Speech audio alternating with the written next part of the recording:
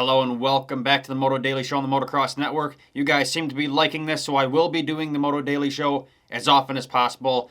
Now, if you're a fan of the news brief videos, I do that quick news clips I normally put up. I'm not done with that. That's kind of the bread and butter of what I do, so I'll do that when news comes out. There aren't really any breaking news stories in the sport right now, so that's going to have to hold off for a while, but I will continue doing the Moto Daily Show as much as possible on audio and video formats. Anyway, let's get into today's story lineup. This is a topic I've kind of wanted to talk about a little bit because I got to speak to a rider who's actually sponsored by this company, so you can get an insider perspective on it. So, why is OnlyFans, everyone knows this, disaster of a company in my opinion. Everybody knows this company. Why is OnlyFans in motocross and supercross all of a sudden? They popped up quite quickly on a lot of teams, a lot of riders, so we'll get into that. Second story is popular privateer Jeff Walker, J-Walk. He is finally back on the bike. He's been injured for a while, recovering from that surgery, but he's back. Then we're going to hop on over to the MXGP side of things. Alberto Forato, good old Albie, he signed with Standing Construct Honda for next year, so that's pretty awesome to see.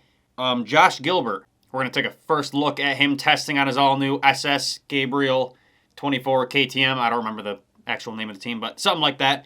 We're going to take a look at him first testing that new bike and talk about his re-entrance to MXGP. And finally, we're going to look at Jānis Reišulis, his new team, and he might be given an Olympian award, which is pretty rare in our sport for a motocross athlete to get something on a national level like that, so that's pretty awesome. We'll get into that. Now, before we get into all of that, this video is sponsored by Moto Sups. They told me that you guys are heading over there a lot. They're getting a lot of people visiting, so that's awesome to hear. Go support this company. They're awesome. Moto Sups has all the premium supplements a motocross athlete would need, one of those being BAM energy strips. Instead of chugging a sugar-filled energy drink that'll just drag you down in 30 minutes or so, go grab these BAM energy strips. You just open the package, throw it on your tongue, let it melt between your tongue and the roof of your mouth. It's kind of like a dipper. It'll just absorb 50 milligrams of caffeine straight into your veins. Go buy this and anything else on motosups.co for 20% off using code TMN20. I'm good friends with these guys, and I might actually be joining their business venture soon, so please go support this company. All right, let's get right into the first story. OnlyFans and Moto. So about 2 years ago now, I think it was, either 2022, it might have been 2022, Logan Carnow, the notorious privateer rider, he's gotten kind of in trouble for a couple of things. He did get in trouble for selling merchandise in the pits, which is stupid in my opinion, but he was, I think, the first guy in Supercross and Motocross to bring a huge OnlyFans sponsor into the sport. It was originally an OnlyFans creator that sponsored him, but this year, in 2023, it switched to an official OnlyFans company sponsor for him. On top of that, riders like Jace Kessler, who I have spoken to, and the Wildcat race team, they also got a creator sponsor. Even as late as World Supercross, MDK, KTM, they were sponsored by OnlyFans. So why is there a sudden influx of OF sponsors in motocross and supercross? Well, let's go back to OnlyFans' start. So it was created way back in 2016 by a British businessman named Tim Stokely. He started it to provide a content creators and subscription space for exclusive content. It quickly floated into the X content category after there's a 75% takeover of the company in 2018 by a Ukrainian-American businessman named Leonid Radvinsky. It's up on screen. You can read it. I don't know how to pronounce it correctly. But yeah, he was the guy who really pushed for them to switch from the content creator subscription space to the not safe for work angle. Since then, the company has just been notorious for X-rated content. Whenever you think of this company, that's all you think of. Well, you may remember in 2021, that kind of flipped on its head. The U.S. Congress launched an investigation onto the site, and that was due to the safeguards of the site and a lot of issues with that. I'm not going to get into it fully because YouTube probably doesn't like me talking about this in the first place. But because of that investigation launched by Congress, a lot of the credit card giants, MasterCard and Visa, a lot of those companies, they got really scared. They ended up backing out, and then all of a sudden, it all backed off. So they got into a lawsuit. All the card companies got angry at them. OF said, hey, we're going to ban all the X-rated content. And then for some reason, there were some concessions made to those card giants, and that all disappeared. So OF went back to what it was known for, all that X-rated content. It all got swept under the rug. But with that being said, they did begin trying to switch from X content into sports and video games and athletes. Go back to that original content creator and exclusive content area away from the X content. Now, they still obviously make a lot of money off that, so they're going to keep it. But that is the exact time period after this, 2022, when they began entering sports. Now, back at Unadilla, that was the first race I was there for media this year. I spoke with Jace Kessler about the OnlyFans sponsorship, and he said a lot of people think they're just pushing what you know them for. Well, no. The reason they're sponsoring all these motocross athletes, and I'm sure they're sponsoring other sports, I just don't pay attention to them. They're not doing this to push what they're known for. They're doing this to push against what they're known for. They want to bring more athletes on there. They want to bring more average people onto the site to support content creators and their exclusive content of just motocross racing or golf or whatever it may be. So that is the true reason why OnlyFans is popping up into our sport, and I'm sure others. I texted Jace Kessler to try to get him on for the Moto Daily Show, but he must have been too busy, kind of ghosted me, which, hey, I know those guys are busy, so whatever on that one. We'll get together, Jace. Anyway, I don't have any problem with the OnlyFans sponsors. There were a lot of guys online freaking out about it, saying we can't be bringing this kind of stuff into our sport. There's a lot of young children, Well, I have no problem with it being in the sport because, hey, there's not enough money in the sport in the first place. So if any company wants to bring money into the sport, and this seems to be a very large influx, a lot of guys got sponsored by it. So if they want to step in, I'm 100% fine with that. And on the culture that comes with it thing, I mean, come on.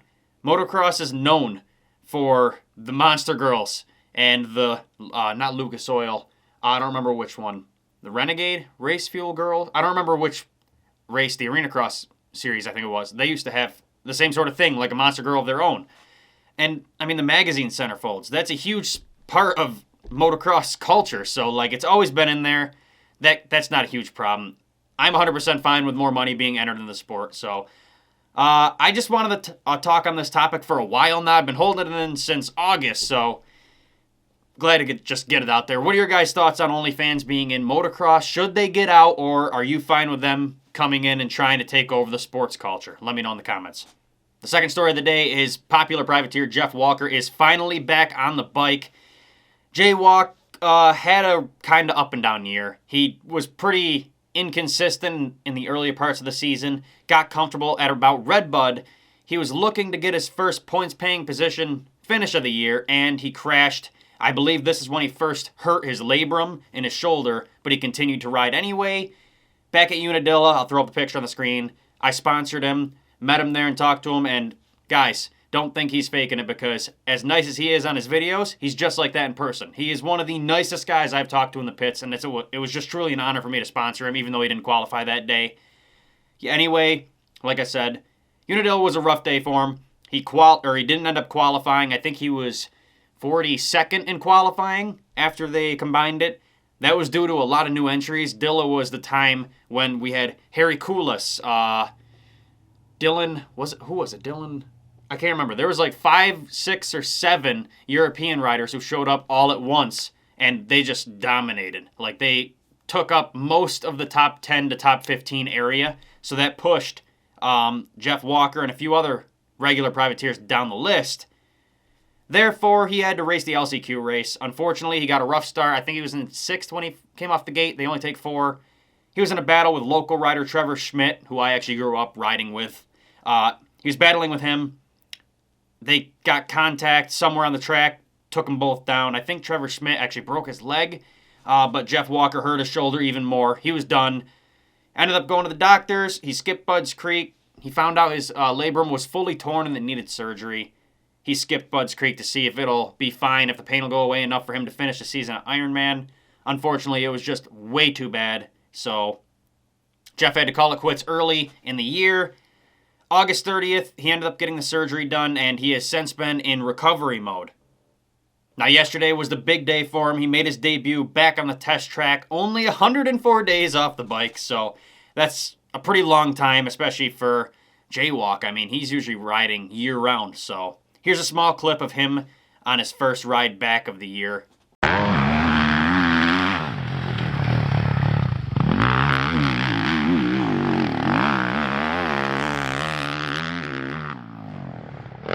It's awesome to see. I'm pumped to see Jaywalk back on the bike. He truly is one of the nicest guys in the pits, so I'm rooting for him. Hopefully he'll come in better prepared for next year. I know it's going to be rough right now. He's probably a little rusty from being off the bike that long, and I know what a shoulder injury feels like. I destroyed mine last year, so hopefully he comes back stronger, and I hope to sponsor him again for Unadilla. You guys help me out, I'll help him out. So on to the next story of the day. Alberto Forato signs with Standing Construct Honda. LB was formerly on SM Action KTM. That's what he rode on this year. He won the Italian championship this year with that, and I don't quite remember where he finished in MXGP yet. Let me read the Honda press release. I'm sure it's in there. So, Standing Construct Honda MXGP is delighted to announce the signing of Italian sensation Alberto Forato for the upcoming 2024 MXGP season. The 23-year-old talent is set to campaign a Honda CR450R alongside Pauls Jonass in the highly anticipated 2024 Motocross World Championship.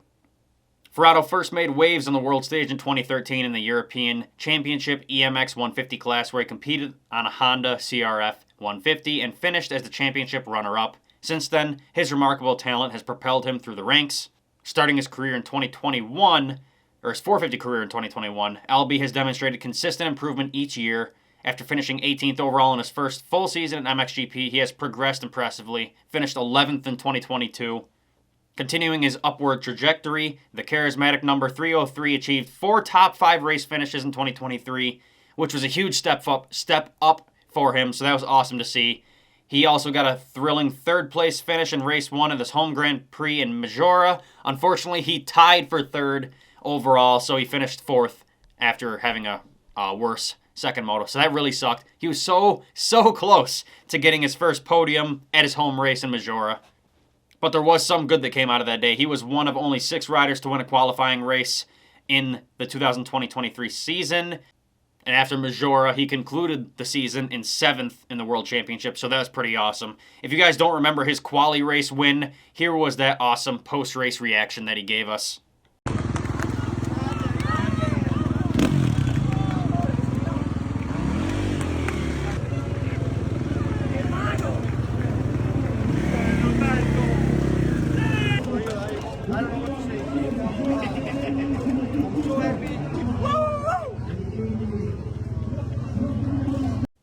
Alberto Forato said in the press release, quote, "I'm happy to be back with the Honda family and to join the Standing Construct Honda MXGP team. It's so important to have a solid team behind you and a strong bike, so I'm really looking forward to the new challenge and seeing what we can do in 2024. I'm super pumped to see Alberto on Honda. I think he's going to do incredible next year. He really gained some traction by the end of 2023, so hopefully he can carry that on to Standing Construct Honda, and maybe he can be a regular top 5 guy next year. Who knows? That'd be awesome for Forato. He's been on the come up for a while now, so good luck to Albie. What are your guys' thoughts on him signing with Honda? On to our next story. Josh Gilbert is on a new team, and he will be returning to the MXGP Championship in 2024. Gilbert hasn't raced MXGP since Lommel 2022 and hasn't raced there full-time since 2021. Since then, in 2022, he raced the British Nationals and 6 AMA Pro Nationals. And in 2023, he only competed in the British, I think it's called the Revo British Nationals. I'm not up to date on all that. I actually don't watch that series that much. So anyway, back about 6 weeks ago, he announced he had signed with the new Gabriel SS24 KTM team run by former MXGP athlete Sean Simpson. Now, footage has been kind of slim on him, or of him on his new team, but this weekend he finally released some good footage of him training on the new bike with the new team, so I figured I'd show you guys that. Here's that.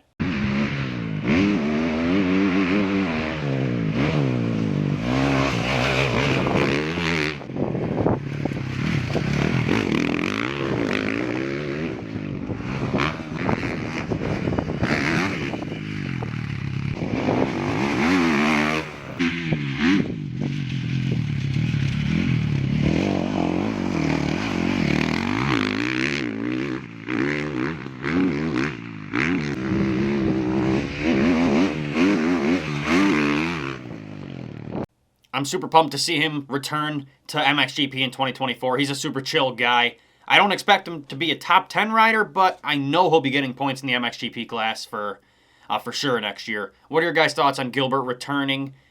He did race back in 2022, beginning of the year. He raced in the American Nationals.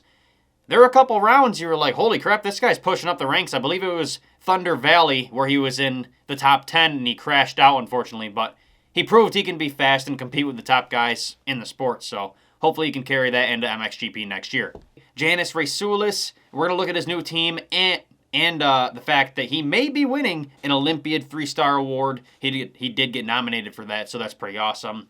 So who is Jānis Reišulis, you may be asking? Now, if you're not familiar, Reišulis is the 2023 EMX250 champion, and he's from Latvia. After winning this year's EMX250 Championship with incredible consistency, he will be making his way to the EMX250 class in 2024. His first attempt on the 250, though, was at Motocross of Nations in Ønly for Team Latvia. He placed 20th in the MX2 class, but 12th overall on the day. After Motocross of Nations concluded, Reišulis confirmed his switch to Team VRT Yamaha, which previously was a KTM team. But him and his brother signed with that team for 2024, so that'll be kind of the brother team duo like we have with the Lawrence Bros here. That'll be that for Europe. His brother Carlos Reišulis raced the EMX250 class this year, and he earned his first podium at the last round of the season. So expect these two to be battling in 2024. I also wanted to speak on Jānis being nominated for the Latvian Olympiad 3-star award for Technical Sport Athlete of the Year. He was nominated alongside a few other Latvian athletes, one of them being a rally car racer, a road bike racer, a professional gamer, and a sports car racer. The results will be coming in soon, but either way, it's awesome to see our sport enter the mainstream of sports. And the awards that come with that, it's very rare that motocross breaches the top or the pinnacle of sports in a country, so that's awesome to see. I'll be rooting for Jānis. Let me know your guys' thoughts on Jānis Reišulis winning the championship this year, moving up to the next class alongside his brother on the new team, and what do you think about him potentially winning that award? It'd be pretty awesome to see another motocross racer get an award. I think the last time we saw that was Tim Geiser winning an award from Slovenia he's from. So that's pretty awesome to see. Hopefully Jānis gets it. Anyway, let me know what you guys think about all that. Final story of the day is Harri Kullas. I thought I was already done with the stories, but apparently I had one more here that I forgot to mention. Harri Kullas, he had a pretty good year. He was racing the British Championship. He was a podium contender over there, and then he came back to America to race a few rounds. If you remember, Unadilla was the first round he did, and he almost got 2 hole shots in the 450 class ahead of Jet Lawrence and all the top guys. So that was really impressive for him to come out swinging like that. He then went on to race for Team Estonia in Motocross of Nations. He started off pretty good, almost pulling a hole shot again ahead of Ruben Fernandez and Maxime Renault, but he got cleaned out, so he didn't get that. But his longtime team, Crescent Yamaha, shut down, so he kind of got left without a ride. Fortunately, he announced that he will be signing with FUS Racing Team. I don't know if it's FUS or FUS Racing Team, but he will be riding for them for the 2024 UK Arena Cross Championship, at least. That's what we know. He'll be doing that and the Hawkstone International, which is a one-off kind of, I guess you could call it like an MXGP. Most MXGP guys go there. So it's just kind of an off-season MXGP race. But Harri Kullas, FUS Racing Husqvarna, he'll be there for UK Arena Cross and Hawkstone International. Now, I also wanted to mention, somebody did comment on one of his posts saying, what happens after the winner? And Harri did respond just with a tag saying, hey, we will see, with a smiley face. So, now I did talk to him at Unadilla and Budds Creek, I think. Yeah, just those 2 races. And at Budds Creek, he said his goal was kind of to come to America. He really wanted to earn a ride here. So, hey, that could be a possibility. I mean, he showed he could ride very well here. Let me actually look at where he finished overall in America. Well, Matterley Basin, he did go there. I forgot about that. He finished 12th overall, so he's just outside the top 10 of the World Championship. Let me now find his finishes here in America. Okay, so way back to Unadilla, he finished 7-7 for 6th overall, which is an absolute incredible start to racing here in America. So to finish just outside the top 5 on a small privateer team that literally just kind of flew parts over here and popped up in a moto van, that's incredible. He went on to Budds Creek, finishing 12th, and then Ironman, 10th overall. So Harri is an incredible athlete. So hopefully he can earn a ride here, like I mentioned. That's what he told me he wanted to do. Hopefully Harri can come here. Anyway, awesome to see him get a ride. Hopefully he can get a ride here. What are your guys' thoughts on Harri Kullas losing his team and gaining a small ride for the winter? Do you think he'll make it here to America for next year or not? Let me know your thoughts in the comments down below. All right, that's all the stories I got for you today, guys. What are your thoughts on all that? Let me know. I'd like to hear what you think about these stories. Like I mentioned, go support motosubs.co. Use TMN20. Use that code for 20% off everything. Go grab those BAM energy strips. I don't have it in my room right now, but they're pretty awesome. I should actually be getting some more stuff from them here soon. Anyway, awesome products. Go support the company. They support me. Thanks for watching and listening, and I'll see you guys in the next one.